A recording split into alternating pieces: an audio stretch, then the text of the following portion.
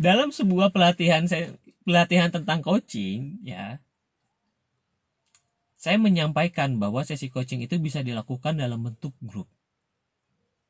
Dan banyak dari peserta itu kaget. Wah, seriusan bang? Sesi coaching bisa dilakukan dalam bentuk grup? Gimana caranya itu? Kayaknya kita taunya cuman ya sesi one on one deh gitu kan. Nah, di video kali ini kita akan coba bahas ya. Apa iya benar bahwa sesi coaching itu bisa dilakukan dalam grup? Ya. Sesi coaching itu bisa dilakukan dalam bentuk perorangan satu-satu gitu ya. Seorang coach ketemu dengan coachnya. Ya, itu satu bentuk. Bentuk lainnya adalah group coaching ya. Ini memang ada beberapa orang gitu ya, untuk membahas satu tema yang emang udah disepakati dari awal. Ya. Untuk individunya masing-masing. Oke. Nah, ada juga yang tipe yang ketiga. Yang ketiga adalah tentang kita sebut dengan tim coaching. Nah, itu beda lagi dari grup coaching. Sama beberapa orang setupnya, misalkan sama-sama 4 orang gitu ya, grup coaching yang 4 orang, ya tim coachingnya 4 orang juga gitu. Nah, keterlibatan orang-orang yang dalam sesi coaching di tim coaching itu adalah punya tujuan yang sama, bukan untuk orang per orang itu lagi, tapi untuk kesatuan mereka sebagai bagian dari tim. Nah, itu 3 setup ya yang bisa dilakukan dalam proses sesi coaching. One on one ya. Yang kedua adalah group coaching, yang ketiga adalah tim coaching. Lalu gimana caranya melakukan group coaching itu sendiri? Group coaching bisa kita lakukan sebagai seorang coach dengan membuka temanya. Dan kita mengundang orang-orang yang memiliki tema serupa untuk join dalam sesi coaching kita. Oke. Misalkan contoh tema coachingnya, ya misalkan saya nih membuka sesi group coaching dengan tema ya, dengan tema persiapan pasca kampus ya, persiapan pasca kampus untuk dapat bekerja lebih baik gitu misalkan. Ya, temanya itulah ya, persiapan pasca kampus untuk bisa bekerja lebih baik gitu. Nah, bagi orang-orang yang punya keresahan yang sama, punya interest yang sama dengan hal itu dan ingin memiliki jawaban terhadap keresahan tersebut, ya dia bisa join. Nah, nanti ketika udah disepakati, karena misalkan terkumpul 5 orang itu hadir dalam proses coachingnya. Nah, setiap orang akan membahas masing-masing gitu. Misalkan ya pertanyaan saya, apa yang membuat kamu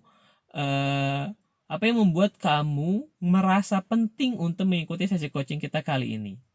Nah, sangat mungkin jawaban si A, B, C, D, sama E itu beda-beda jawabannya. Nah, oleh karena kita coba akomodir. Menurut A gimana? Menurut B seperti apa? Menurut C kayak gimana? Nah, nggak perlu tuh satu sama lain saling mengintervensi, tanda kutip ya.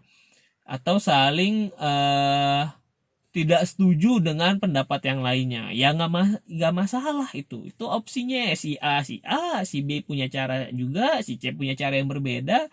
Maka ketegasan atau memberikan rules dalam awal grup coaching berkaitan dengan hal tersebut menjadi hal yang perlu disepakati.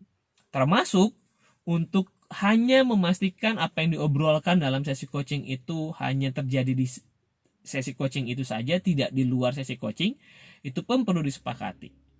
Oke ya, sehingga ada proses kenyamanan dan keterbukaan dalam proses sesi coaching itu. Karena kan ada 5 orang nih, 5 orang beda-beda.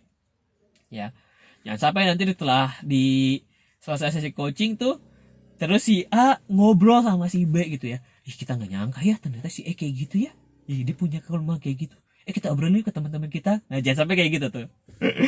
Gak boleh banget kejadian. Oleh karena aja kita sebagai coach perlu menegaskan dan memastikan hal itu bisa ke kondisi kenyamanan, kerahasiaan hanya ada di sesi coaching itu perlu terjamin.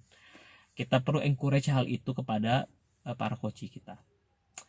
Oke, jadi itu sangat mungkin terjadi dengan cara sekali lagi grup coaching itu sangat mungkin dilakukan ya tadi dengan cara kita sebagai coach memberikan temanya apa dan kita undang durasi sesi coachingnya berapa, 1 jam misalkan atau 1,5 jam. gitu, yang nanti masing-masing mereka tetap dengan dunianya mereka gitu ya. Si A dengan punya goalsnya si A, misalkan untuk persiapan pas ke kampusnya bisa jadi caranya beda, si B punya caranya beda, ya nggak masalah. Ya jadi emang sangat menggunakan prinsip fasilitasi ya sebagai seorang coach gitu ya. Yaudah kita memfasilitasi menurut A kayak gimana, menurut B kayak gimana. Ketika udah kita lanjutin lagi pertanyaannya. Atau sangat mungkin kita ada hal yang menarik nih dari jawaban A, kita dalami lebih dalam dulu, terus itu kita lanjut ke orangnya dan segala macamnya. Oleh karenanya saran saya jangan banyak-banyak ya bagi kita yang sedang belajar melakukan sesi coaching. Untuk kayak pengen coba yang grup ya, jangan banyak-banyak orangnya, misalkan cukup 3 misalkan atau 4, itu udah banyak banget sih, udah cukup lah untuk proses belajar dalam melaksanakan grup coaching. Semoga bermanfaat ya, silahkan mencoba grup coachingnya.